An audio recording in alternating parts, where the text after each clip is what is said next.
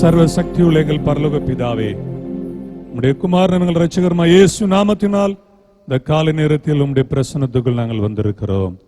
நேற்றும் இன்றும் என்றும் மாறாதவரே, நேற்றும் இன்றும் என்றும் நடத்துகிறவரே, உமக்கு ஸ்தோத்திரம். எங்களை நடத்துகிற தெய்வம் அப்பா, உம்மை விசுவாசிக்கிறோம். கரம் பிடித்து நடத்துகிறது கர்த்தர் நித்தம் உன்னை நடத்தி ஆண்டவரே இந்த ஆராதனை நடத்துவீராக. பரிசுத்த ஆவியானவர் இந்த ஆராதனை ஆளுகை செய்து நடத்துவீராக. கர்த்தருக்கு பிரியமான ஒரு ஆராதனையாக இந்த ஆராதனை இருக்க நாங்கள் ஜெபிக்கிறோம். ஆண்டவரே, இந்த ஆராதனை டிவியிலும் யூடியூப் சேனலிலும் பார்க்கிறவர்கள், பங்கெடுக்கிறவர்கள் உம்முடைய பிரசன்னத்தை அனுபவிக்கணும். உம்முடைய ஆளுகையை அனுபவிக்க பரிசுத்த ஆவியானவர் ஆளுகை செய்வீராக. ஆராதனை ஒவ்வொரு பகுதி, பாடல் நேரம், ஆண்டவரே மியூசிக் ஆராதனை நேரங்கள், செய்தி வேலை யாவற்றையும் ஆசீர்வதித்து தந்தரல நாங்கள் ஜெபிக்கிறோம். பரிசுத்த தேவன் ஆண்டவரே, நீர் கிருபை செய்வர உதவி செய்வராக. ஆண்டவரே, வழக்கம் போல ஒரு ஆராதனையாக அல்லாதபடி இந்த ஆராதனை யாவருக்கும் ஆசீர்வாதமாக பிரயோஜனமாக இருக்க கர்த்தருடைய ஆளுகை உண்டாவதா. எல்லா தடைகள் இயேசு நாமத்தில் அகன்று போகட்டும். ஆண்டவரே, கிருபையும் பிரசன்னம் எங்களோடு இருப்பதாக. மியூசிக் வாசிக்கிறவர்கள், பாடல் ஆராதனை நடத்துகிறவர்கள், செய்தி கொடுக்கிற ஒவ்வொருவரையும் பலப்படுத்தும். கிருபையினால மூடிக்கொள்ளுங்க. இயேசுவின் நாமத்தில் பிதாவே, ஆமென். Praise the Lord. கர்த்தருக்கு மகிமை உண்டாவதாக. நம்ம எல்லாருக்கும் தெரிந்த ஒரு பாடலை சேர்ந்து பாடுவோம்.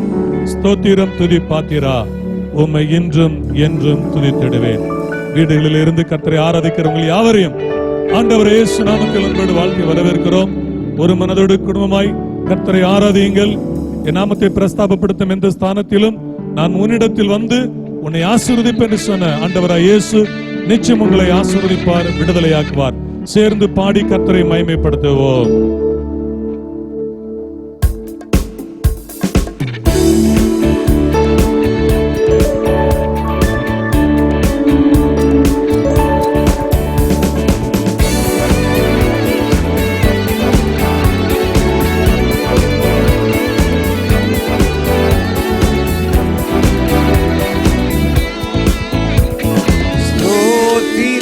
துதி பாத்திரா, உம்மை என்றும் என்றும் துதித்திடுவே. ஸ்தோத்திரம் துதி பாத்திரா, உம்மை என்றும் என்றும் துதித்திடுவே. பார்த்தீரே என்னை கருத்தாக, வழுவாமல் என்னை உமக்காக. பார்த்தீரே என்னை கருத்தாக, வழுவாமல் என்னை உமக்காக. எடுத்தீர் என்னையும் உமக்காக, எடுத்தீர் என்னையும் உமக்காக. கொடுத்தீர் உம்மையும் எனக்காக. ஸ்தோத்திரம் துதி பாத்திரா, உம்மை என்றும் என்றும் துதித்திடுவேன். ஸ்தோத்திரம் துதி பாத்திரா, உம்மை என்றும் என்றும் துதித்திடுவேன்.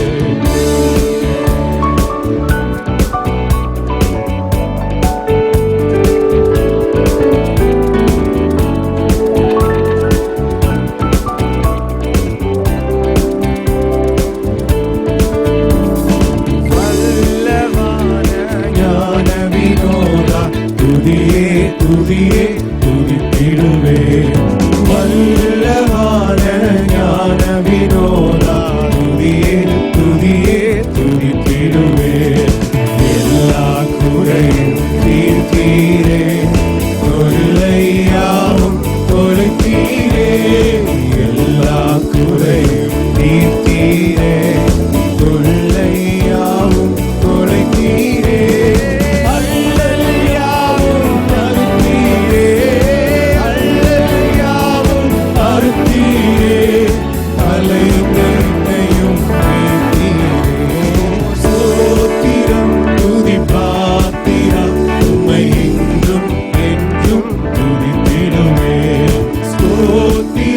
துதி பாத்திரா, உம்மை என்றும் என்றும் துதித்திடுவேன்.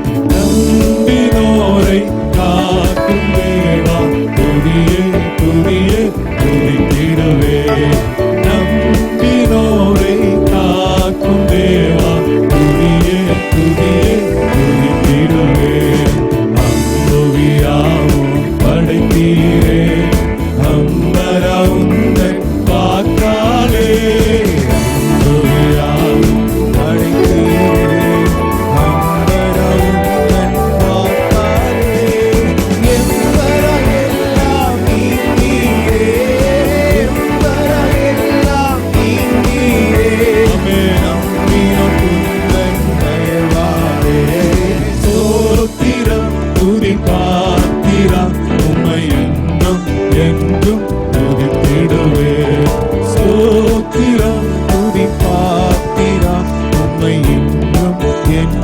அம்புகள் தாக்காதே, தீயோர் அம்புகள் தாக்காதே, எம்மை துதியே துதியே துதித்திடவே. விசுவாசத்தோடு பாடுங்க. உங்களை தீமை அணுகாது, நம்பிக்கையோடு. தேவே நீர் உந்தன் சிறகாலே தினமும் மூடி காத்தீரே. தேவே கடந்த 5 மாதங்கள் நம்மை காத்த தேவன் தினமும் மூடி காத்தீரே.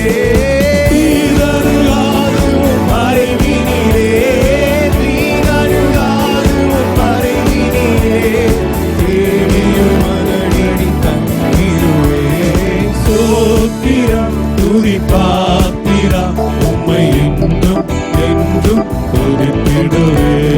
ஸ்தோத்திரம் துதி பாத்திரா உம்மை என்றும் என்றும் துதித்திடுவே. அல்லேலூயா ஸ்தோத்திரமே துதியே துதியே துதித்திடுவே. சேர்ந்து பாடுங்க. அல்லேலூயா ஸ்தோத்திரமே துதியே துதியே துதித்திடுவே. சிருஷ்டிகளும் துதிக்க அடிமை துதியாதிருப்பேனோ. அகில சிருஷ்டிகளும் துதிக்க அடிமை துதியாதிருப்பேனோ. அல்லும் பகலும் நித்தியமாய், அல்லும் பகலும் நித்தியமாய் அன்பே உம்மையே துதித்திடுவே. ஸ்தோத்திரம் துதி பாத்திரா உம்மை என்றும் என்றும் துதித்திடுவே.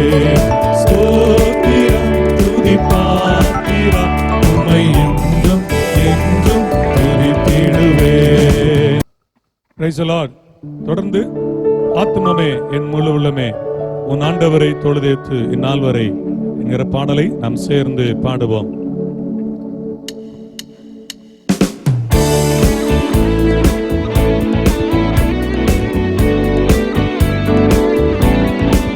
உற்சாகமாக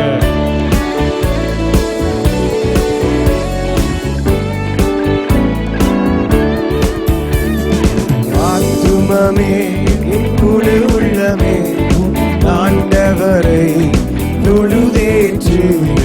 ஆண்டவரை அன்புவை காலடித்த ஆண்டவரை தொழுதேற்று. ஆத்துமமே என் முழு உள்ளமே ஆண்டவரை தொழுதேற்று.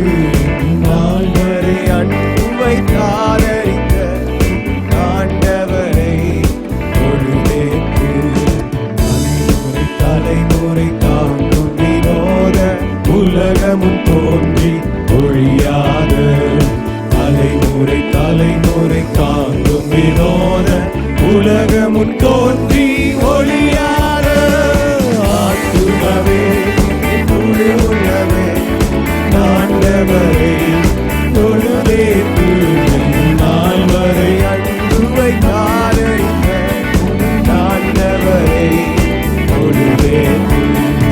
ஊற்றிடுவானோர் போதலுக்குள்ளோர் சாற்றுதற்கரிய நன்மையுள்ள.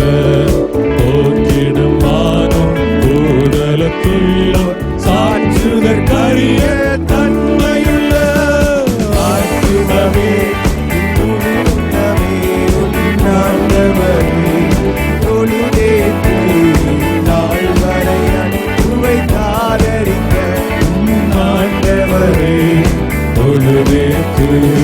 பாதை நோய் துன்பம் மாற்றி அனந்த போதரும் தயை செய்துயிரிந்த. பாதை நோய் துன்பம் மாற்றி அனந்த போதரும் தயை செய்துயிர் தந்த. ஆத்துமமே தொழுதே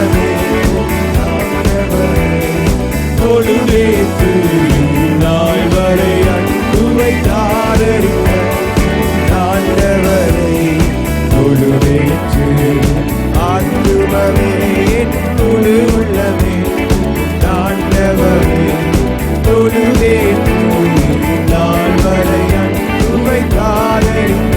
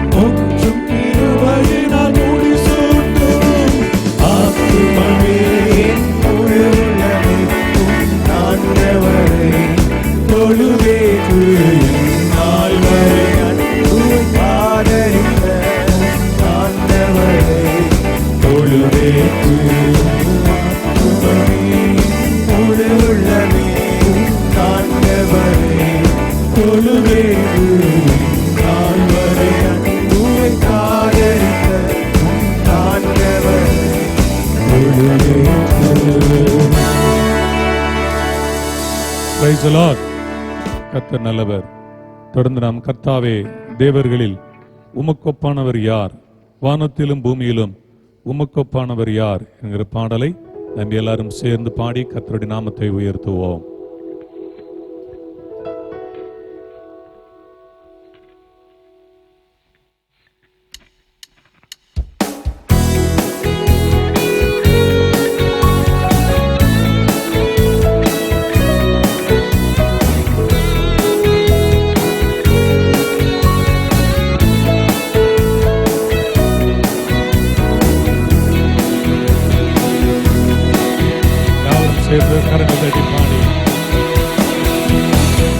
கர்த்தாவே தேவர்கள் உமக்கொப்பானவர் யார், வானத்திலும் பூமியிலும் உமக்கொப்பானவர் யார். கர்த்தாவே தேவர்கள் உமக்கொப்பானவர் யார், வானத்திலும் பூமியிலும் உமக்கொப்பானவர் யார். உமக்கொப்பானவர் யார், உமக்கொப்பானவர் யார், உமக்கொப்பானவர் யார், உமக்கொப்பானவர் யார். வானத்திலும் பூமியிலும் உமக்கொப்பானவர் யார், வானத்திலும் பூமியிலும் உமக்கொப்பானவர் யார். செங்கடலை நீர் பிளந்து உந்தன் ஜனங்களை நடத்தி சென்றீர். செங்கடலை நீர் பிளந்து உந்தன் ஜனங்களை நடத்தி சென்றீர். நீர் நல்லவர், சர்வ வல்லவர், வாக்கு மாறாதவர். நீர் நல்லவர், சர்வ வல்லவர், வாக்கு மாறாதவர். உமக்கொப்பானவர் யார், உமக்கொப்பானவர் யார், உமக்கொப்பானவர் யார், உமக்கொப்பானவர் யார். வானத்திலும் பூமியிலும் உமக்கொப்பானவர் யார், வானத்திலும் பூமியிலும் உமக்கொப்பானவர் யார். தூதர்களும் உறவார் உந்தன் ஜனங்களை போஷித்தீரே. தூதர்களும் உறவார் உந்தன் ஜனங்களை போஷித்தீரே. உம்மை போல யாருண்டு இந்த ஜனங்களை நேசிக்கிற, உம்மை போல யாருண்டு இந்த ஜனங்களை நேசிக்கிற. உமக்கொப்பானவர் யார், உமக்கொப்பானவர் யார், உமக்கொப்பானவர் யார், உமக்கொப்பானவர் யார். வானத்திலும் பூமியிலும் உமக்கொப்பானவர் யார், வானத்திலும் பூமியிலும் உமக்கொப்பானவர் யார். மண்மலையை நீர் பிளந்து உந்தன் ஜனங்களின் தாகம் தீர்த்தீர். மண்மலையை நீர் பிளந்து உந்தன் ஜனங்களின் தாகம் தீர்த்தீர். உம் நாமம் அதிசயம் என்றும் அற்புதம் செய்திடுவீர். உம் நாமம் அதிசயம் என்றும் அற்புதம் செய்திடுவீர். உமக்கொப்பானவர் யார், உமக்கொப்பானவர் யார், உமக்கொப்பானவர் யார், உமக்கொப்பானவர் யார். வானத்திலும் பூமியிலும் உமக்கொப்பானவர் யார், வானத்திலும் பூமியிலும் உமக்கொப்பானவர் யார்.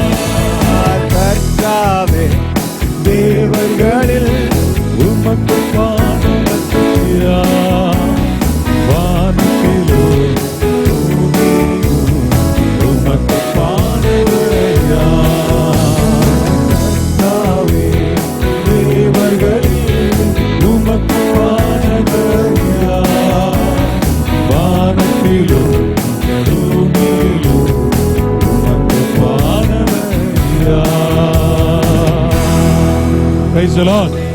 ஆண்டவருக்கு மகிமை உண்டாகட்டும். யாவரும் கர்த்தரை ஆராதிக்க போகிறோம். பயபக்தியோடு முழங்கால் படியிட்டு கண்களை மூடி ஆமென். முழங்கால் பிட முடியாதவர்கள் எழுந்து நின்று பயபக்தியோடு நம்ம கர்த்தரை ஒருமித்து ஆராதிப்போம். நம்முடைய ஆண்டவருடைய பிரசன்னம் நம்ம ஒவ்வொருவரும் நிரப்பது. உங்கள் வீடுகளிலே தேவ பிரசன்னம் நிரப்பி கர்த்தர் உங்களை பாதுகாப்பாராக. கர்த்தருடைய ஆவியானவர் உங்களை ஆளுகை செய்து உங்களை வழிநடத்துவாராக. யாவரும் நாம் ஒருமித்து கர்த்தரை ஆராதனை செய்வோம். Praise the Lord.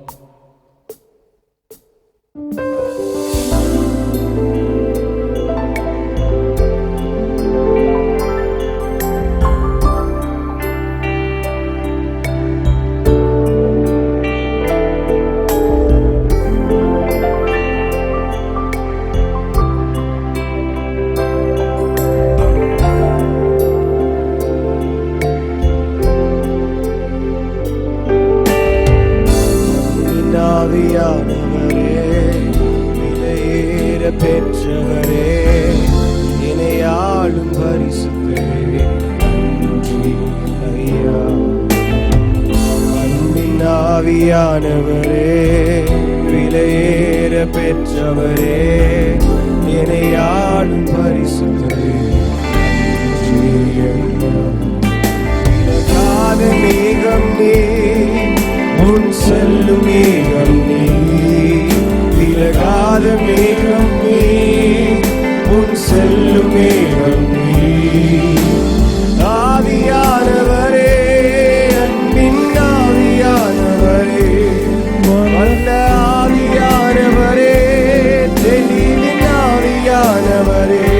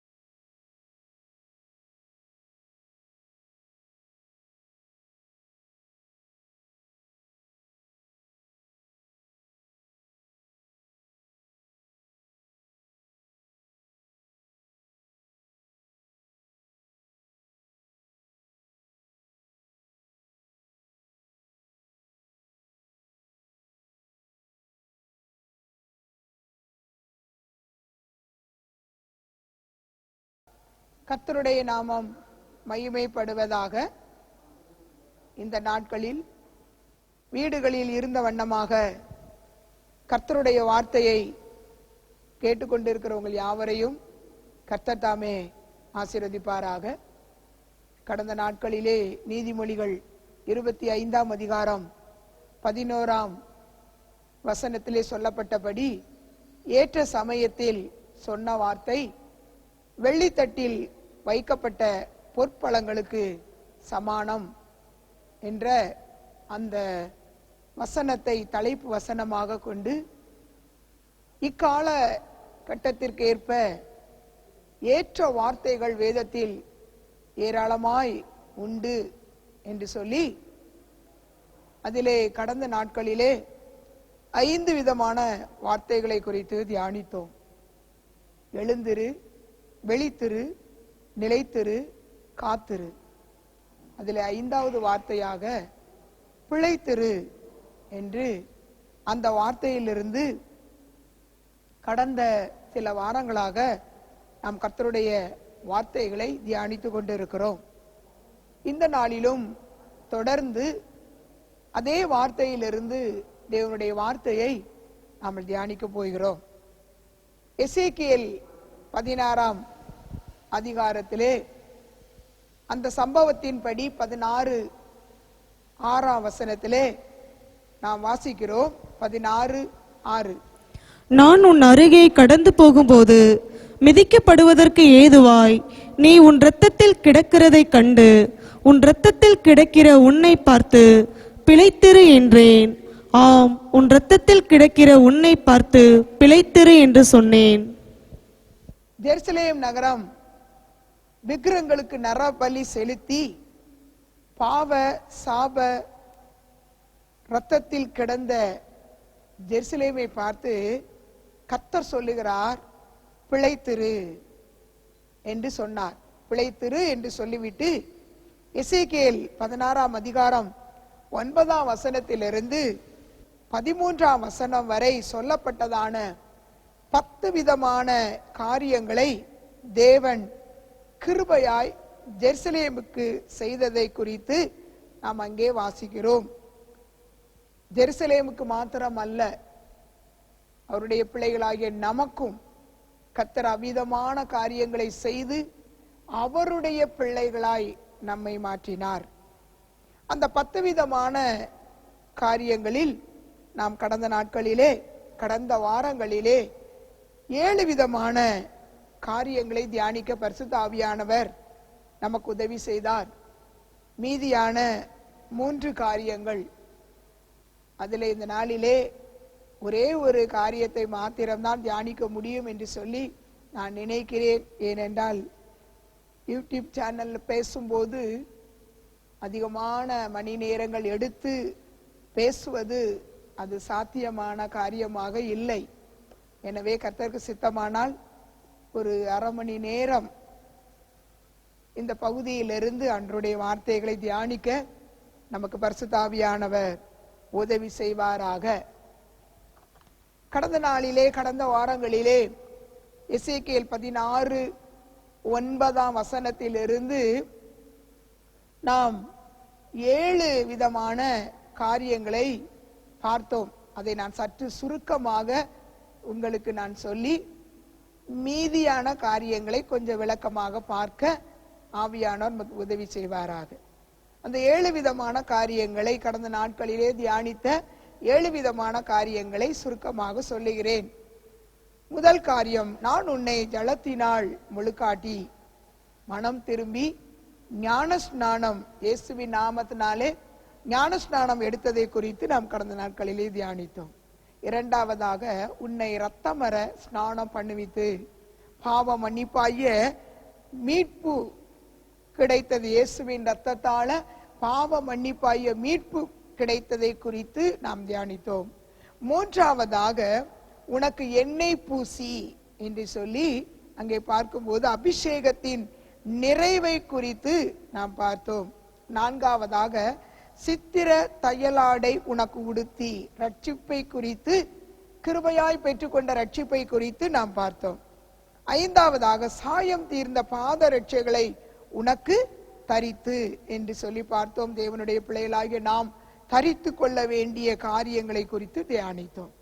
ஆறாவதாக கட்ட மெல்லிய புடவை, தேவ நீதியாகிய பரிசுத்தவான்களுடைய தேவ நீதியாகிய மெல்லிய புடவை, தேவ நீதி நம்மிலே வெளிப்பட வேண்டும் என்பதை குறித்து தியானித்தோம்.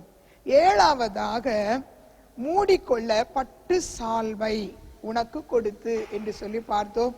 அதிலே கடந்த வாரத்திலே 7 விதமான வரங்கள், இந்த நாட்களிலே விசேஷமாக நாம் பயன்படுத்த வேண்டிய 7 விதமான வரங்களை குறித்து கடந்த வாரங்களிலே நாம் தியானித்தோம். இந்த நாளிலே 8வது காரியமாக நாம் கர்த்தருடைய வார்த்தையை தியானிக்க போகிறோம். பிழைத்திரு என்ற தலைப்பின் கீழ் 8வது காரியமாக நாம் தியானிக்க போகிறோம். எசேக்கியேல் 16ஆம் அதிகாரம் 11ஆம் வசனம்.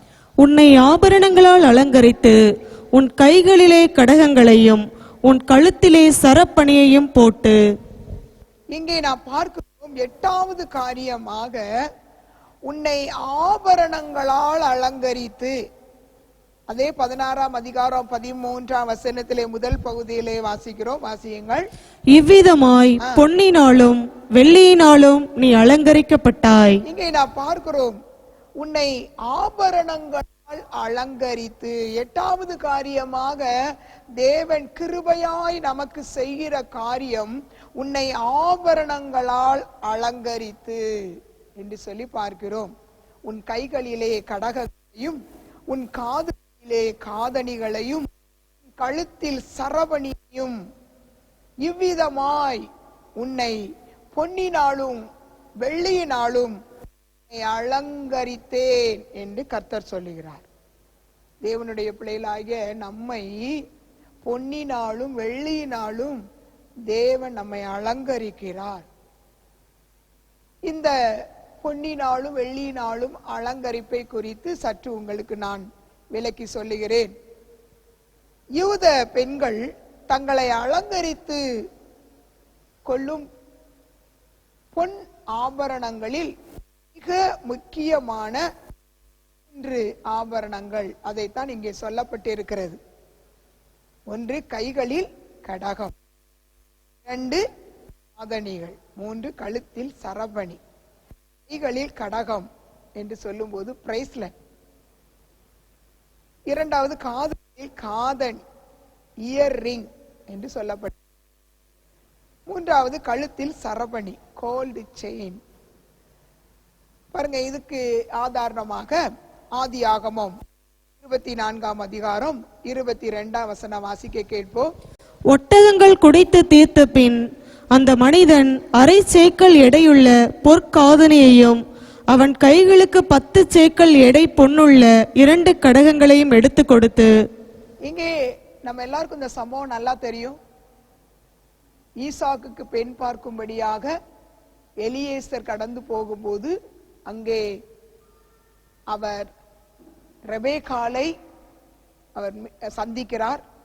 ரெபேக்காளை சந்திக்கும் போது அவள்தான் கர்த்தர் தன்னுடைய எஜமானாகிய ஈசாக்குக்கு கர்த்தரால் நியமிக்கப்பட்ட பெண் என்பதை அவர் நன்கு புரிந்து கொண்டார். எனவே அவர் தான் கொண்டு வந்ததான அந்த பொன்னினால் செய்யப்பட்ட ஆபரணங்களை அவளுக்கு எடுத்து கொடுக்கிறார். அதுல நம்ம பார்க்கிறோம், அரை சேக்கல் எடை உள்ள பொற்காதணிகள். அரை சேக்கல் என்ற அளவு நம்முடைய அளவின்படி 6 கிராம் நிறைவுள்ள பொன் மூக்கணி அப்படின்னு சொல்லப்பட்டிருக்கிறது. இதுல காதணின்னு சொல்லப்பட்டிருக்கிறது. இன்னொரு மொழிபெயர்ப்புல மூக்கணி அப்படி என்றால் யூத பெண்கள் தங்களை அலங்கரித்துக் கொள்கிற ஆபரணங்களில் அது எப்படி டிசைன்னா, மூக்குல ஒரு ரிங் மாதிரி வரும், அந்த ரிங்ல இருந்து அப்படியே ஒரு செயின் மாதிரி அப்படியே காது வரைக்கும் அது வரும். அப்படி இணைக்கப்பட்டு மூக்குல இருந்து காது வரைக்கும் இணைக்கப்பட்டதான ஒரு தங்க நகை.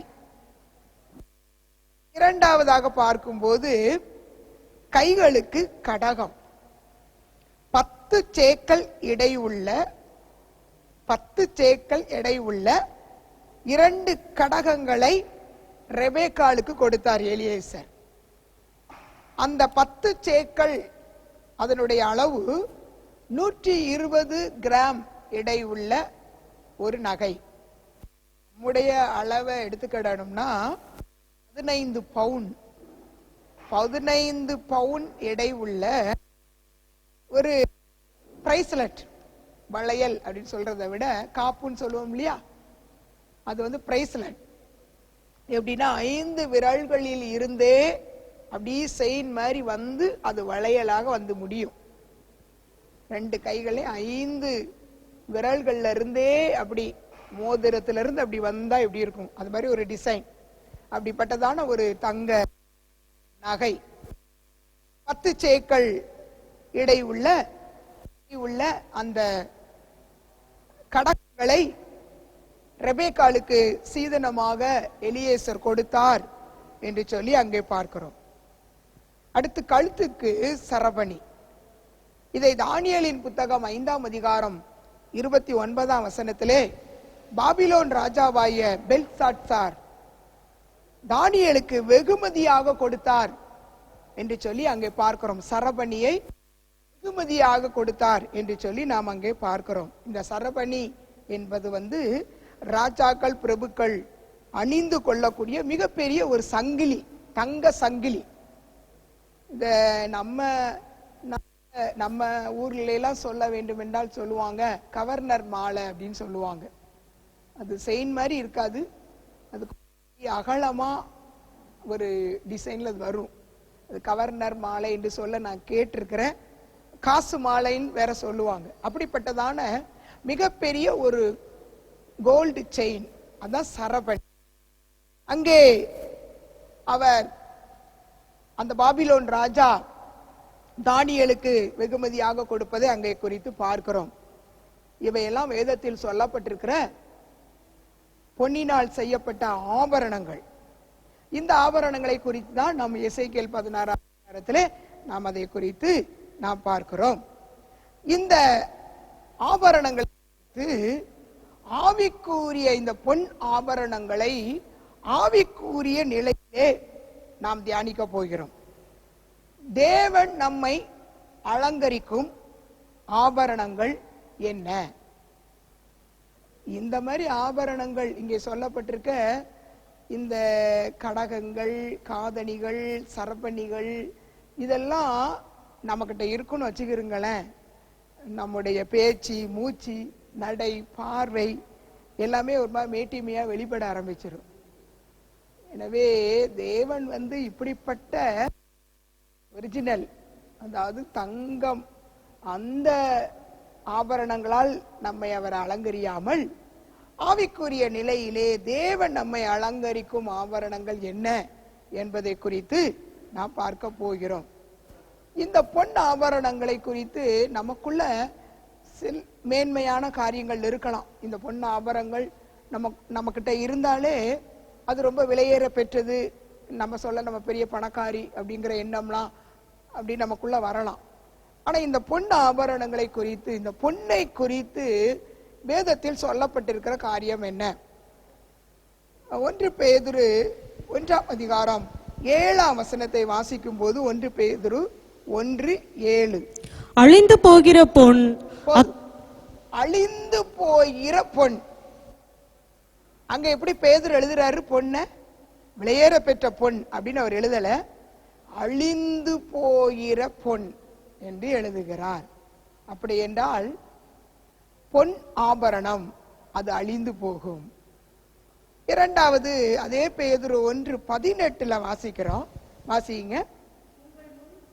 உங்கள் முன்னோர்களால் பாரம்பரியமாய் நீங்கள் அனுசரித்து வந்த வீணான நடத்தை நின்று அழிவுள்ள வஸ்துக்களாகிய வெள்ளியினாலும் பொன்னினாலும் மீட்கப்படாமல். இங்கே நான் பார்க்கிறோம், அழிவுள்ள வஸ்துக்களாகிய வெள்ளியினாலும் பொன்னினாலும். அழிவுள்ள வஸ்து, பொன் ஆபரணங்கள் அது அழிவுள்ள ஒரு வஸ்து. அழிவுள்ள வஸ்துக்களாகிய வெள்ளியினாலும் பொன்னினாலும் நீங்கள் மீட்கப்படாமல் விலையேற பெற்ற இரத்தத்தினால் மீட்கப்பட்டீர்கள். இயேசு கிறிஸ்துவின் விலையேற பெற்ற இரத்தத்தினால் நீங்கள் மீட்கப்பட்டீர்கள் என்று சொல்லி நாம் அங்கே வாசிக்கிறோம். இன்னும் யாக்கோப்பு 5ஆம் அதிகாரம் 3ஆம் வசனத்தை வாசிக்கும் போது, உங்கள் பொன்னும் வெள்ளியும் துரு பிடித்தது, அவைகளுள்ள துரு உங்களுக்கு விரோதமாய் சாட்சியாய் இருந்து அக்கினியைப் போல உங்கள் மாம்சத்தை தின்னும், கடைசி நாட்களிலே பொக்கிஷத்தை சேர்த்தீர்கள். இங்கே பார்க்கிறோம், உங்கள் பொன்னும் வெள்ளியும் துரு பிடித்தது, அவைகளில் உள்ள துரு உங்களுக்கு விரோதமாக சாட்சியாயிருந்து மாம்சத்தை தின்னக்கூடிய பொக்கிஷத்தையே நீங்கள் சேர்த்து வைத்தீர்கள் என்று சொல்லி அங்கே யாக்கோபு எழுதி நாம் அங்கே பார்க்கிறோம். அழிந்து போகிற பொன்னினால், அழிவுள்ள வஸ்துக்கள் உள்ளதான அந்த பொன்னினால் தேவன் நம்மை ஒருபோதும் அலங்கரிக்க மாட்டார். அவர் நம்மை அலங்கரிப்பதற்கான அலங்காரம் என்ன, நம்மை அலங்கரிக்கும் அலங்காரம் என்ன, அதை குறித்து நாம் பார்க்க போகிறோம். இந்த நாட்களிலே இக்கால சூழ்நிலைக்கு ஏற்ப நாம் பிழைத்திருக்கும்படி தேவன் நமக்கு அருளின மிக பெரிய பொக்கிஷம் வேதாகமம் தான். தேவன் நம்மை அலங்கரிக்கிற மிகப்பெரிய அலங்காரம் இந்த வேதம் தான். இந்த வேத வசனத்தை கொண்டுதான் தேவன் நம்மை அலங்கரிக்கிறார். சங்கீதம் 19:10 வசனத்திலே தாவீது ராஜா சொல்றாரு, தாவீது ராஜா நம்மை காட்டிலும் அவர் பொன்னும் வெள்ளியும் உடைய சீமானாய் அவர் இருந்தார். ஆனாலும் அவர் ஆராய்ந்து பார்த்து சொன்னது என்னதுன்னா, கர்த்தருடைய வேதம் அதில் உள்ள சாட்சிகள், நியாயங்கள், கற்பனைகள், கட்டளைகள் யாவும் பொன்னிலும் மிகுந்த பசும் பொன்னிலும் அது விரும்பப்படத்தக்கது என்று சொல்லி அவர் எழுதுகிறார்.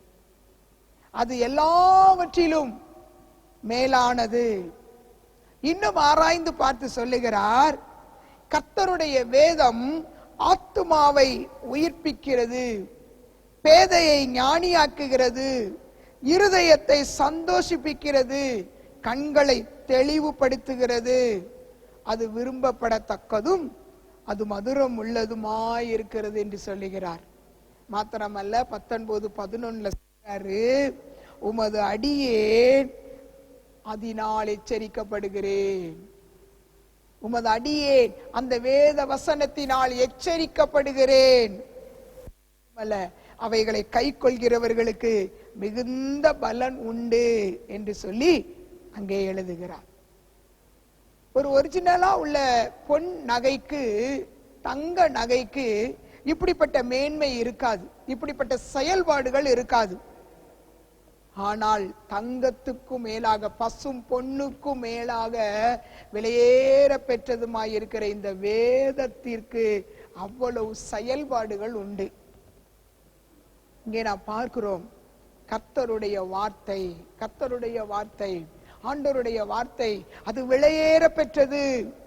இன்னும் தாவீது ராஜா இன்னும் சொல்லும் போது அவர் சொல்றாரு, சங்கீதம் 119, 127 மற்ற எல்லாவற்றை பார்க்கிலும் நான் அதன் மேல் அதிகமாய் பிரியமாயிருக்கிறேன்.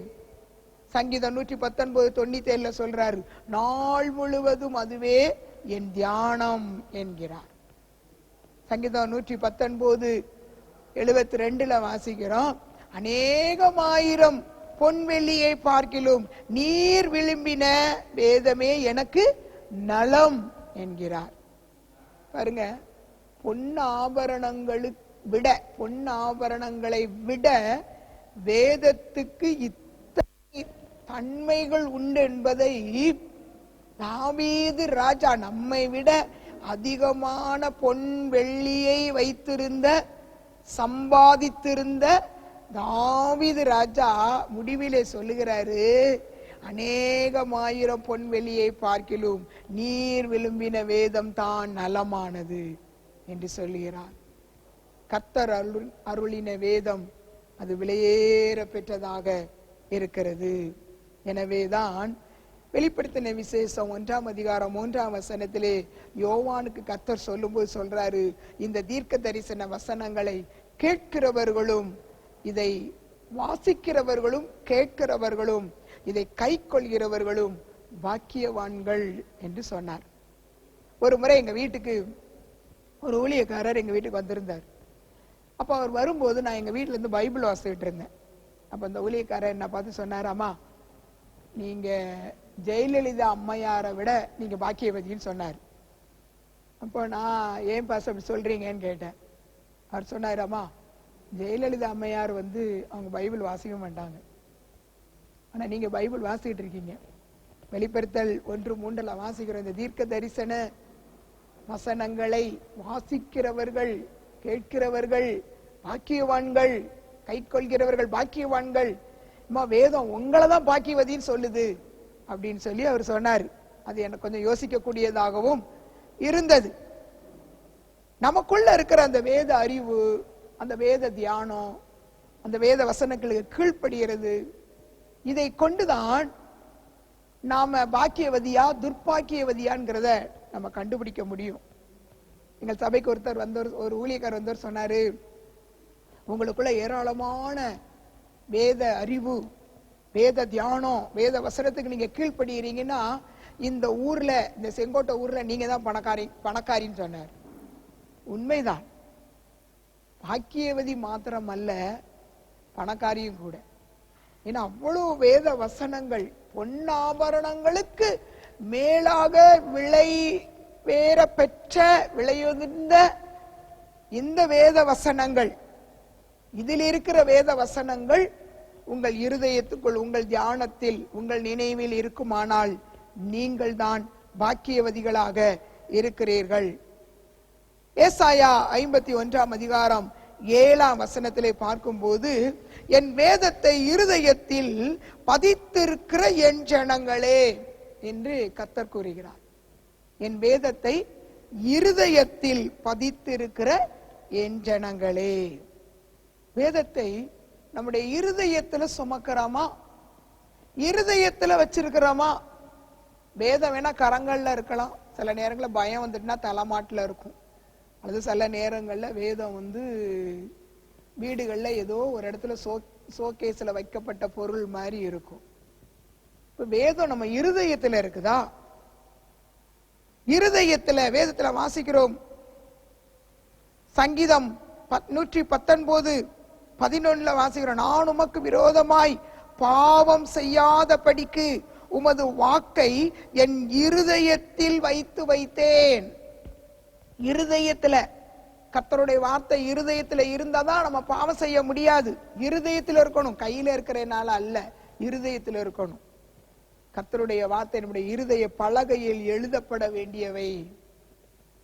ஒரு முறை ஒரு மனிதன், ஒரு கிறிஸ்தவ மனிதன், அவர் தன்னுடைய கார்ல போகும்போது அவர் எதிர்பாராத விதத்திலே விபத்துக்குள்ளாகிவிட்டார். அவரை மருத்துவமனைக்கு எடுத்து சென்றார்கள். மருத்துவமனைக்கு எடுத்து சென்ற போது அவரை டெஸ்ட் பண்றதுக்காக டாக்டர்ஸ் கூடி நின்று, நர்ஸ் எல்லாம் நின்று பார்த்துக்கிட்டே இருக்கிறாங்க. அவரை டெஸ்ட் பண்றாங்க. அவருடைய மேல் சட்டையை கலட்டும் போது அங்கே பார்க்கிறார்கள், அவருடைய அந்த இருதயத்துல, அந்த இருதய தோல் அது பக்கத்துல பைபிள் மாதிரி ஒரு பச்சை குத்தி இருந்தார். அவரு பரிசுத்த வேதாகமம் என்று அப்படி ஒரு பச்சை குத்தி இருந்தாராம். அடுத்தாப்புல கழுத்துல ஒரு தங்க சங்கிலி போட்டிருந்தாராம். அந்த தங்க சங்கிலியில சிலுவை தொங்கிட்டு இருந்துச்சான், சிலுவை டாலர். கையில மோதிரம் போட்டிருந்தாரு. அந்த மோதிரத்துல ஜீசஸ் அப்படின்னு எழுதி இருந்தது. இவருக்கு விபத்துக்குள்ளான காரணங்களை ஆராய்ந்து பார்க்கும்போது இவர் சரியா அன்னைக்கு மதுபானம் குடிச்சிருந்தார். அப்புறம் அந்த காரை பாத்தீங்கன்னா, கார்ல சினிமா படம் வீடியோ ஓடிட்டு இருக்கு. இந்த நிலையில தான் அவர் விபத்துக்குள்ளானார். அப்போ அந்த மருத்துவர்கள்லாம் பேசிக்கிட்டாங்க, இவர் ஒரு கிறிஸ்தவர், வெளி அடையாளங்களை வைத்து இவரை பார்த்தா கிறிஸ்தவர், கையில மோதிரத்துல ஜீசஸ், கழுத்துல சிலுவை தொங்குது, அவருடைய நெஞ்சி தோல்ல அந்த பரிசுத்த வேதாகமம் என்று பச்சை குத்தப்பட்டிருக்கிறது, இவர் கிறிஸ்தவர் தான். ஆனால் மருத்துவர் சொன்னாரு, இவர் இந்த பரிசுத்த வேதாகமத்தையும் இவர்களுடைய இயேசுவையும் இவர் இருதயத்துக்குள் கொண்டு போயிருந்தா இவருக்கு இத்தனை பாவம் நெருங்கி இருக்காது என்பதை அவங்க பேசிக்கிட்டாங்க. அவர் இருதயத்துக்கு வெளியே தான் வேதத்தை வச்சிருந்தாரு, இருதயத்துக்கு வெளியே தான் இயேசுவை நிறுத்தி வச்சிருந்தாரு. இருதயத்துக்குள்ள இடம் இல்லை, வேதத்துக்கும் இடம் இல்லை, இயேசுவுக்கும் இடம் இல்லை. எனவே இந்த விபத்து நேரிட்டது என்று பேசிக்கொண்டார்கள். உண்மைதான். தேவனுடைய பிள்ளைகளாகிய வேத வசனத்தை நம்முடைய இருதய பலகையில எழுதி இருக்கிறோமா? அதை கண்ணின் மணியை போல, கண்மணியை போல காத்து கொள்றோமா? வசனத்துல வாசிக்கிறோம் 7:2 கண்மணியை போல் காத்து கொள்ள வேண்டும். நீதிமொழிகள் 4:4 வாசிக்கிறோம், உன் இருதயம் என் வார்த்தைகளை கை கொள்ள கடவது, காத்து கொள்ள கடவது. மத்தேயு 4:4 வாசி, மனுஷன் அப்பத்தினால் மாத்திரம் தேவனுடைய வாயிலிருந்து புறப்படுகிற வார்த்தையினால் பிழைப்பான். இந்த நாட்கள்ல நமக்கு பிழைப்பு தானே அவசியம். அந்த பிழைப்பு எங்க இருக்கு? ஆண்டவருடைய வார்த்தையில் இருக்கிறது. எனவே தேவனுடைய பிள்ளைகளாகிய நாம் இந்த வேத வசனங்களை நம்முடைய இருதயத்தில் கொண்டு போய் அவைகளுக்கு நாம் கீழ்ப்படிந்து தேவன் காட்டும் அந்த பிழைப்பின் வழியிலே நடந்தால் நலமாயிருக்கும். எசேக்கியேல் 20:11 என் கட்டளைகளை அவர்களுக்கு கொடுத்து என் நியாயங்களை அவர்களுக்கு தெரியப்படுத்தினேன், அவைகளின்படி செய்கிற மனுஷன் அவன் பிழைப்பான். அவைகளின் படி செய்கிற மனுஷன் அவைகளால் பிழைப்பான் என்று சொல்லி அங்கே வாசிக்கிறோம். எரேமியா தீர்க்க தரிசன புத்தகத்திலே 38:20 எரேமியா தீர்க்கதரிசி சிதேக்கியா ராஜாவை பார்த்து, கர்த்தருடைய வார்த்தைக்கு செவி கொடும், அப்பொழுது உமக்கு நலமாயிருக்கும், அதனால் உம்முடைய ஆத்துமா பிழைக்கும் என்று சொல்லி அங்கே சொல்லுகிறார். இன்னும் கர்த்தருடைய வார்த்தையை குறித்து சங்கீதம் 12:6 வாசியுங்கள். சங்கீதம் 12:6 கர்த்தருடைய சொற்கள் மண் குகையில் 7 தரம் உருக்கி புடமிடப்பட்ட வெள்ளிக்கொப்பான சுத்த சொற்களாயிருக்கிறது. இங்கே பார்க்கிறோம், கர்த்தருடைய சொற்கள் மண் குகையில் 7 தரம் உருக்கி புடமிடப்பட்ட வெள்ளிக்கு ஒப்பான சுத்த சொற்களாயிருக்கிறது. கலப்பற்றது, உலையிலே தூய்மையாக்கப்பட்டதுமான வார்த்தைகள், தூய்மையாக்கப்பட்ட வார்த்தைகள்.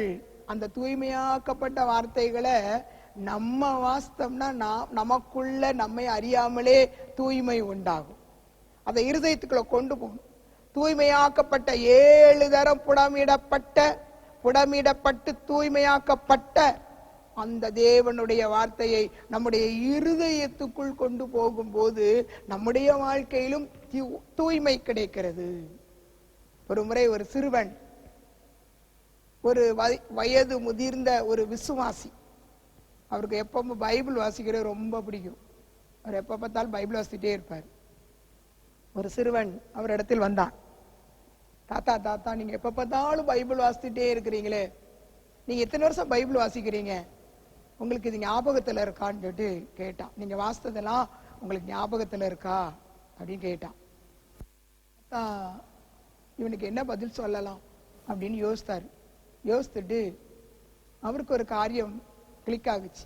அவர் சொன்னாரு சிறுவன்ட்ட, அதோ பார், அடுப்பு கறி அள்ளுகிறதான ஒரு கூடை, அந்த கூடை எடுத்துட்டு வான்னாரு.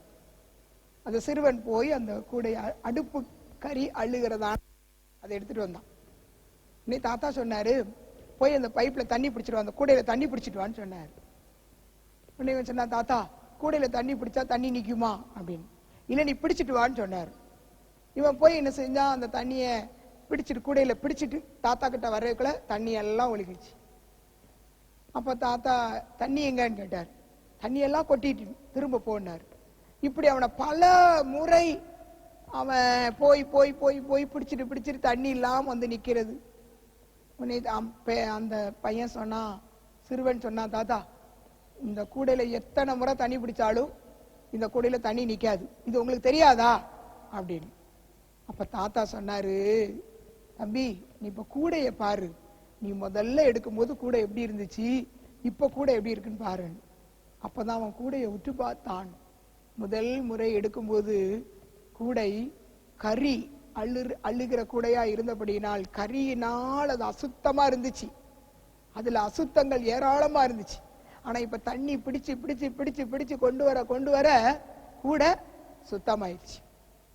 தாத்தா அந்த சிறுவன் இடத்துல சொன்னாரு, தம்பி நான் இந்த வேதத்தில் உள்ள வசனங்கள் எல்லாம் நான் வாசிக்க என் இருதயத்துல அது இல்லாவிட்டாலும் இந்த வேத வசனத்தை நான் வாசிக்க என் வாழ்க்கையிலே என்னை அறியாமலேயே சுத்தம், ஒரு தூய்மை, பரிசுத்தம் என் வாழ்க்கையில் வந்துவிட்டது என்று சொன்னார். உண்மைதான்.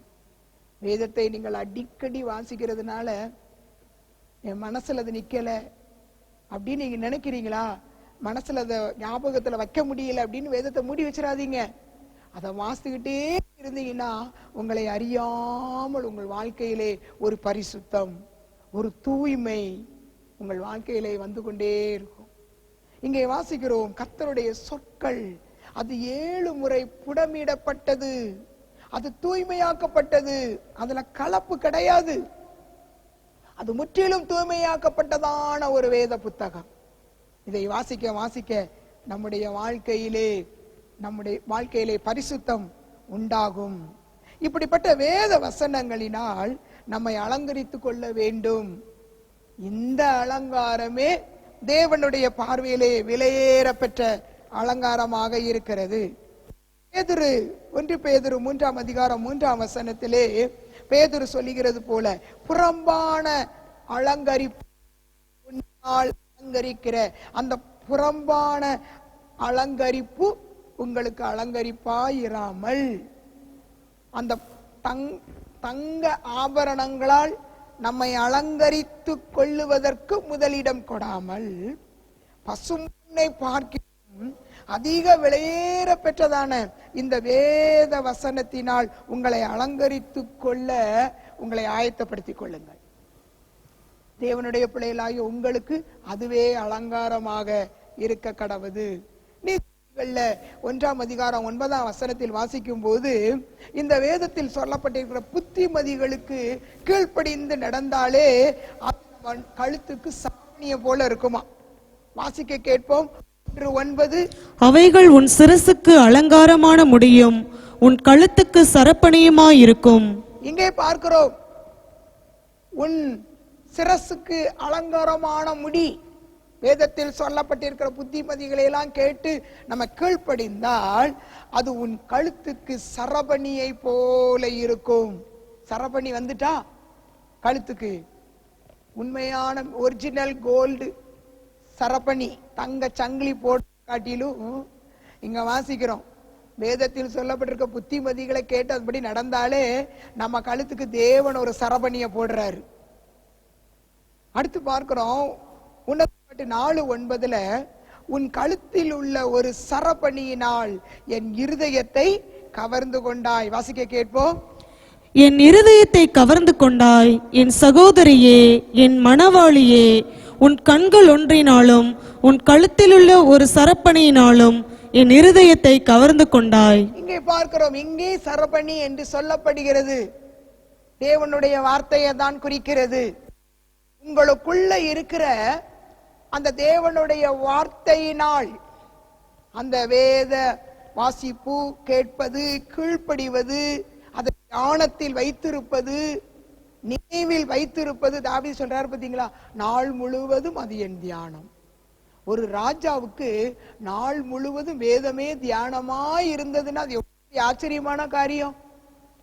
இங்கே நாம் பார்க்கிறோம், உள்ள சரபணியினால் என்னை கவர்ந்து கொண்டாய்.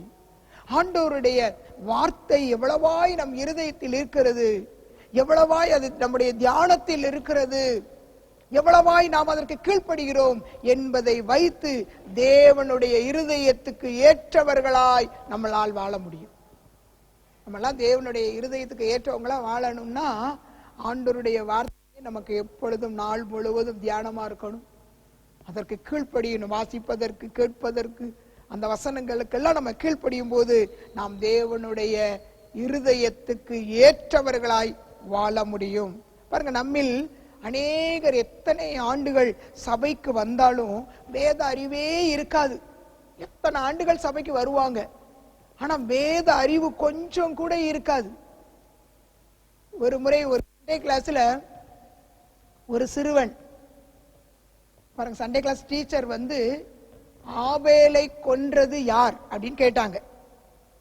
அப்போ ஒரு சிறுவன், 10 வயது சிறுவன், அவன் எழும்பி சண்டே கிளாஸ் டீச்சர் சொன்னா, டீச்சர் நான் கொல்லலன்னா. சண்டே கிளாஸ் டீச்சர் அவனை பார்த்தாங்க. 10 வயதாகி விட்டது, அம்மா அப்பா தாத்தா பாட்டி எல்லாரோட குடும்பமா சபைக்கு வர்றாங்க. டீச்சர் நான் கொல்லல அப்படின்னு சொல்றான். சரி, இந்த இதை அப்படி பாஸ்டர்கிட்ட போய் சொன்னாங்க. பாஸ்டர், இன்னாருடைய பேரன், இன்னாருடைய பையன், அவன் சண்டே கிளாஸ்ல ஆபேலை கொன்றது யாருன்னு கேட்டா அவன் நான் கொல்லலன்னு சொல்றான் அப்படின்னு. பாஸ்டருக்கு அதிர்ச்சி ஆயிடுச்சு. உடனே பாஸ்டர் அந்த பையனுடைய அப்பாவை வர வச்சார். அந்த பையன்ட்டே சொல்லி அனுப்பினார், உங்க அப்பாவை நாளைக்கு நீ வந்து பார்க்க சொல்லுன்னு சொல்லி. அந்த பையன் வீட்டுல போய் சொன்னான். அவங்க அப்பா மறுநாள் வந்தாரு, பாஸ்டர் பார்க்க வந்தார். பாஸ்டர் கேட்டாரு, பாஸ்டர் ஒண்ணுமே பேசல. பாஸ்டர் கேட்டார், ஐயா ஆபேலை கொன்றது யாருன்னு உங்களுக்கு தெரியுமா அப்படின்னு. உடனே அப்பா சொன்னாரு, நிச்சயமா என் பையன் இதை செஞ்சிருக்கவே மாட்டான், என் பையன் இந்த கொலையை செய்ய சான்ஸே இல்லை பாஸ்டர் அப்படின்னு அப்பா சொன்னார். உடனே பாஸ்டர் சரி அப்படியா சரின்னு அனுப்பிவிட்டுட்டு உங்க அப்பாவை கூட்டிட்டு வாங்கன்னு அந்த தாத்தா, அந்த பையனுக்கு தாத்தாவை வர சொன்னார். அந்த பையன் போய் தாத்தா சொன்ன, தாத்தா தாத்தா உங்களை பாஸ்டர் அர்ஜென்டா வர சொன்னார். மகனும் சொன்னாரு, அப்பா உங்களை பாஸ்டர் அவசரமா பார்க்கணும்னு சொன்னார். தாத்தா வந்தார் பாஸ்டரை பார்க்க. இப்ப அதே கேள்வியை தாத்தாட்ட கேட்க, ஐயா ஆபேலை கொன்றது யாருன்னு உங்களுக்கு தெரியுமா? உடனே சொன்னாரு, ஐயா என் பேர் அந்த தப்பை பண்ணியிருந்தா அதுக்கேத்த மாதிரி உள்ள காரியங்களை நான் பாத்துக்கிறேன், கொஞ்சம் தயவா மன்னிச்சு விட்டுருங்க அப்படின்னு தாத்தா சொன்னார். என் பேரை அந்த தப்பை பண்ணியிருந்தா என்ன செஞ்சிருங்க, தயவா மன்னிச்சிருங்க, அதுக்குரியத நான் செஞ்சுக்கிறேன்னு சொல்லி சொன்னாராம். எப்படி பார்த்தீங்களா? தாத்தாட்ட வேதறிவு இல்லை, மகன்கிட்ட வேதறிவு இல்லை, அப்புறம் பிள்ளைங்கள்ட்ட எப்படி வரும்? சிலர் பல வருஷமா சர்ச்சுக்கு வருவாங்க, வேத அறிவே இருக்காது. இன்னும் சிலரை பாத்தீங்கன்னா பல வருடமா சபைக்கு வருவாங்க, எத்தனை வசனங்களை கேட்டாலும் கீழ்ப்படியவே மாட்டாங்க, அப்படியே அசையாத பர்வதம் போல இருப்பாங்க. எப்பேற்பட்ட ஊழியக்காரங்க வந்து அவங்களை அசைச்சாலும் அவங்களை அசைக்கவே முடியாது, வசனத்துக்கு அவங்க கீழ்ப்படியவே மாட்டாங்க. அப்படிப்பட்ட சிலர் இருப்பாங்க. இன்னும் சிலரை பாத்தீங்கன்னா வேத வசனத்தை வாசிக்கவோ கேட்கவோ அதுல உற்சாகப்படவே மாட்டாங்க, ஜெபம் பண்ண விரும்புவாங்க, ஆனா வேத வசனத்தை வாசிக்கிறதோ கேட்கிறதுக்கோ அது ஆர்வம் காட்டுவது இல்லை. இப்படிப்பட்ட நிலையெல்லாம் மாறணும். கர்த்தருக்கு பிரியமானவர்களாய் நம்ம வாழணும், அவருடைய இருதயத்துக்கு ஏற்றவர்களா. தேவனுடைய இருதயத்தை நாம் கவர்ந்து கொள்ள வேண்டும் என்றால், அவருடைய இருதயத்துக்கு ஏற்றவர்களாய் நாம் வாழ வேண்டும் என்றால் இந்த வேத வசனம் நம்முடைய இருதயத்தில் இருக்க வேண்டும், நம்முடைய தியானத்தில் இருக்க வேண்டும். இந்த வேத வசனத்திற்கு முற்றிலுமாய் நாம் கீழ்ப்படிய வேண்டும்.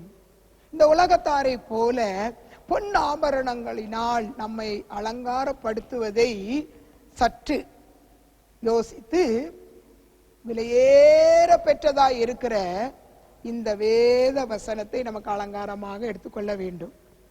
உன்னதமான தேவனுக்கு பிள்ளைகளாய் இருக்கிற நாம் அந்த உன்னதமானவருக்கு பிள்ளை என்ற நிலையிலே நம்முடைய அலங்காரத்தை கொஞ்சம் மாற்றிக்கிட்டா ரொம்ப நல்லதுன்னு நினைக்கிறேன். நம்முடைய அலங்காரத்தை இன்னும் கொஞ்சம் அது என்ன செய்யணும், தேவனுக்கு ஏற்ற விதத்திலே நாம் மாற்றிக்கொண்டால் அது நலமாக இருக்கும் என்று நான் நினைக்கிறேன். பாருங்க, தேவனுடைய பிள்ளைகளாகிய நமக்கு அலங்காரமாய் இருக்க வேண்டியவைகள் என்ன அதை குறித்து நம்ம கொஞ்சம் வேகமா பார்த்து ஜெபித்து நம்ம முடிக்க போகிறோம். முதலாவதாக தேவனுடைய பிள்ளைகளாகிய நமக்கு அலங்காரமாக இருக்க வேண்டியவை இருந்தே நாம் அதை பார்க்க போகிறோம். 1 பேதுரு 3ஆம் அதிகாரம் 4ஆம் வசனத்திலே வாசிக்கிறோம், இருதயத்தில் மறைந்திருக்கிற நற்குணங்களே உங்களுக்கு அலங்காரமாய் இருக்க கடவது. இருதயத்தில் மறைந்திருக்கிற நல்ல குணங்கள், தேவனுடைய பிள்ளைகளுக்கு மறைந்திருக்கிற நல்ல குணங்கள், சாந்தம், அங்க வாசிக்கிறோம்ல, அமைதி, இப்படிப்பட்ட நல்ல குணங்களால நம்மை நாமே அலங்கரித்துக் கொள்ள வேண்டுமா. அதான் தேவனுடைய பிள்ளைகளுக்கு அலங்காரமாய் இருக்க வேண்டும் என்று வேதத்தில் வாசிக்கிறோம். இரண்டாவது பார்க்கிறோம் பாருங்க, அதே 3:5 வாசிக்கிறோம், சாராளை குறித்து சொல்லும் போது தன் புருஷனுக்கு கீழ்ப்படிந்து தன்னை அலங்கரித்துக் கொண்டாள். அப்ப கீழ்ப்படிதல் தேவனுடைய பிள்ளைகளுக்கு ஒரு அலங்காரம். இப்படிப்பட்ட அலங்காரம்லாம் நமக்கு இதுவரைக்கும் தெரிந்திருக்குதோ என்னமோ தெரியல. இதுவரைக்கும் நம்ம அப்படி நம்மை அலங்கரித்து கொண்டோமா என்பது எனக்கு தெரியல. வாசிக்கிறோம், கீழ்ப்படிந்து தன்னை அலங்கரித்து கொண்டாள்.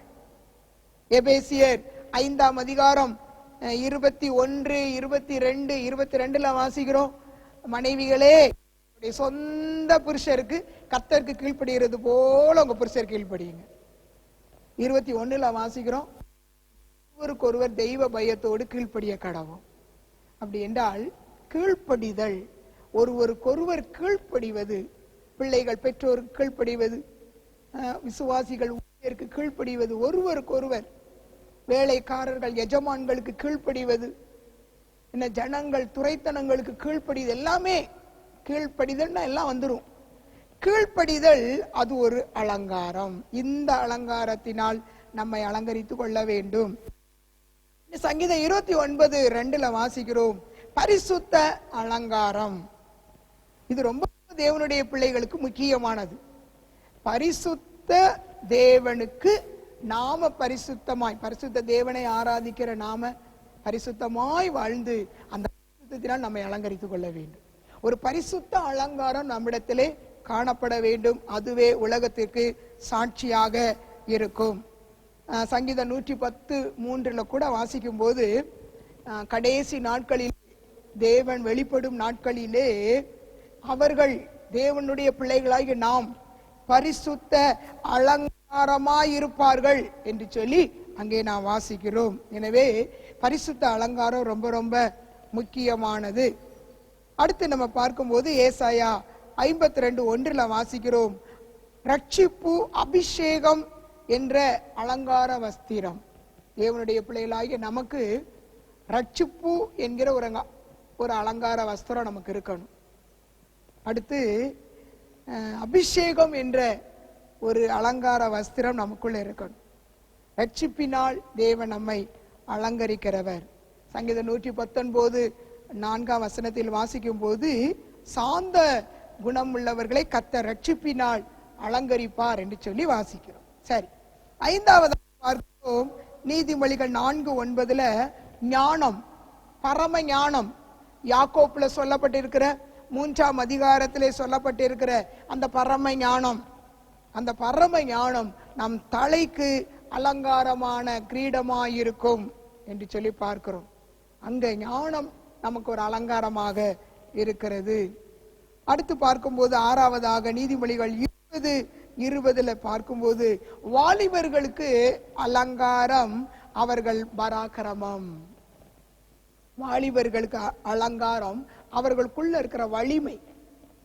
அதுதான் அவங்களுக்கு மகிமையான கிரீடம் போன்றதான் அவங்களுக்கு அலங்காரமான முடியன அலங்காரமான கிரீடத்தை கொடுக்கும்.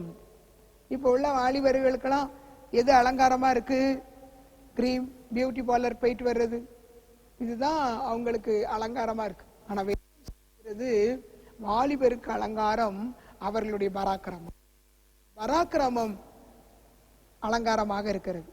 கடைசியாக பார்க்கிறோம் 1 தீமோத்தேயு 2ஆம் அதிகாரம் 10ஆம் வசனத்திலே தகுதியான வஸ்திரம் அப்படின்னு அங்கு சொல்லப்பட்டு, நாணம், தெளிந்த புத்தி, தேவ பக்தி, நற்கிரிகைகளினால் எங்களை அலங்கரிக்க வேண்டும் என்று சொல்லி பார்க்கிறோம். 7வதாக நற்கிரிகைகள் என்னும் அலங்காரம் நமக்குள் வெளிப்பட வேண்டும். இவ்விதமான அலங்காரத்தினால் தேவன் நம்மை அலங்கரிக்கிறார்.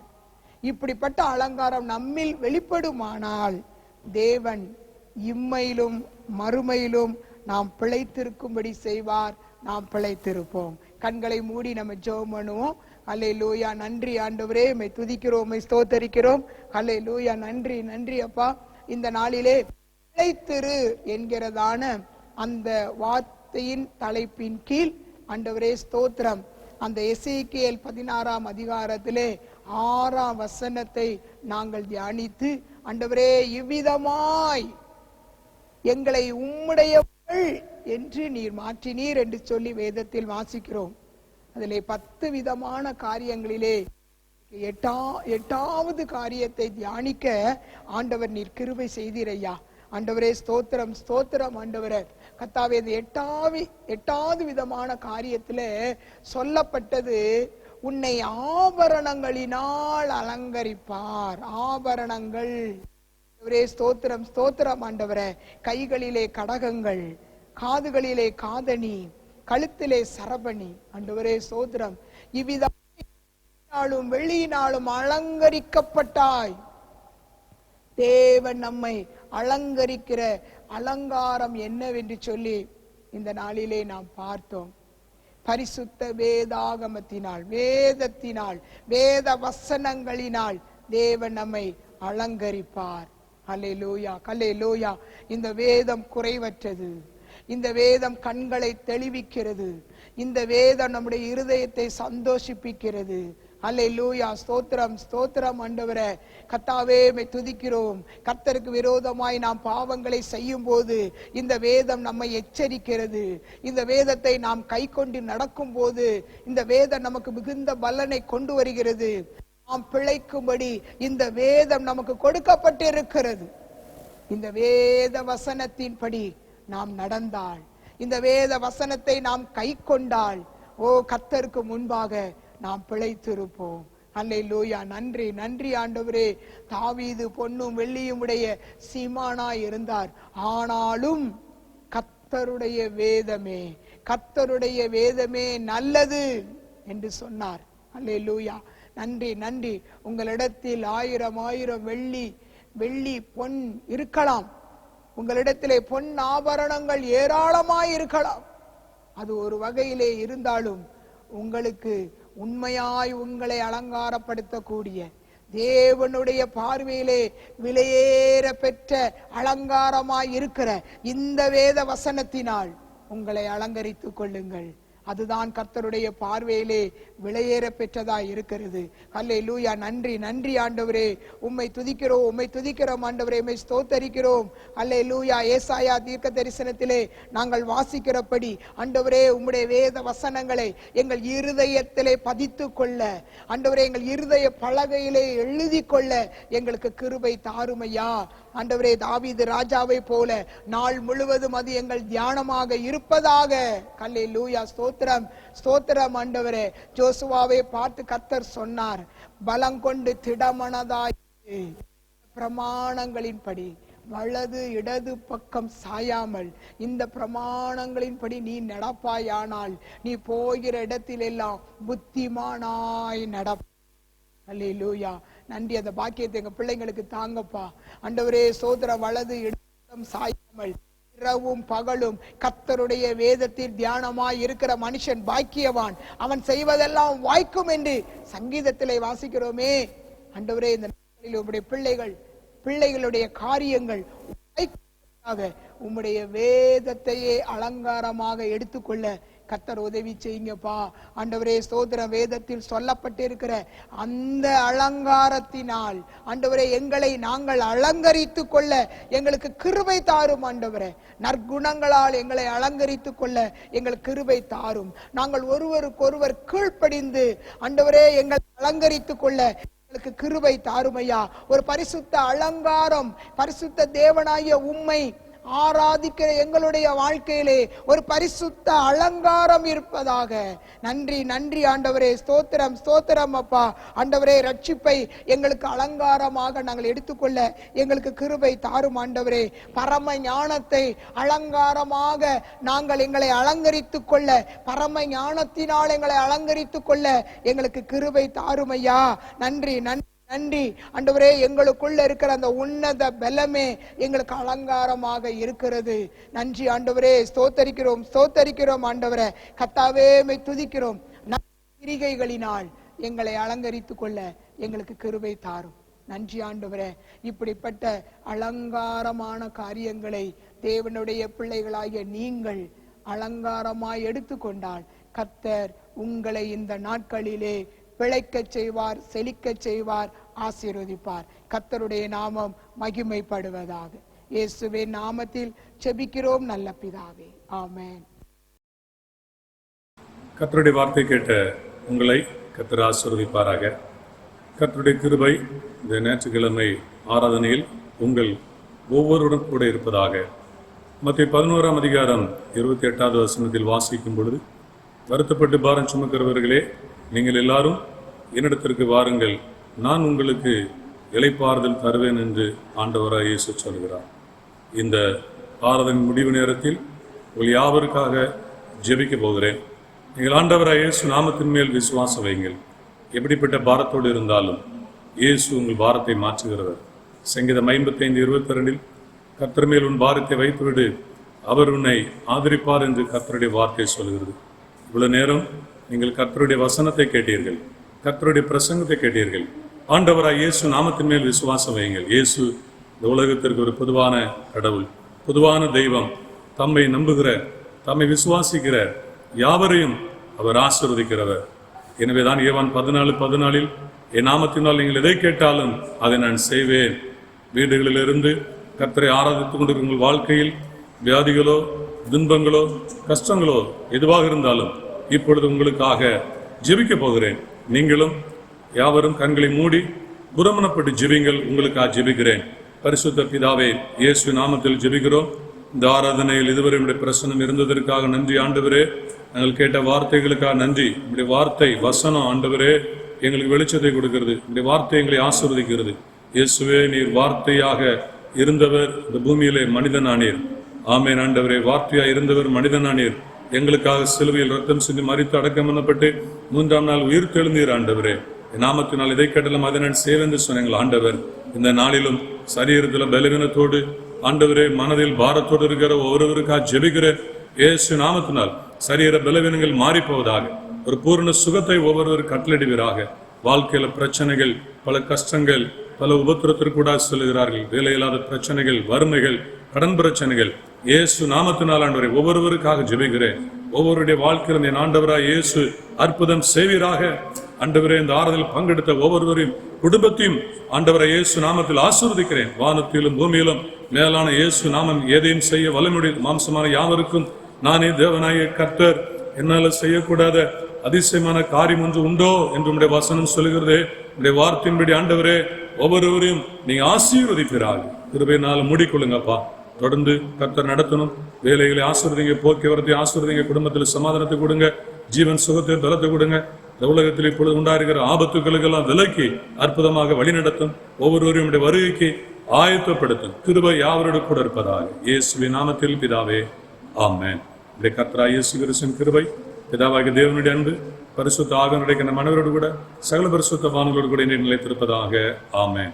என் ஆத்துமாவே கர்த்தரை ஸ்தோத்திரி, என் முழுவதுமே கர்த்தருடைய பரிசுத்த நாமத்தை ஸ்தோத்திரி.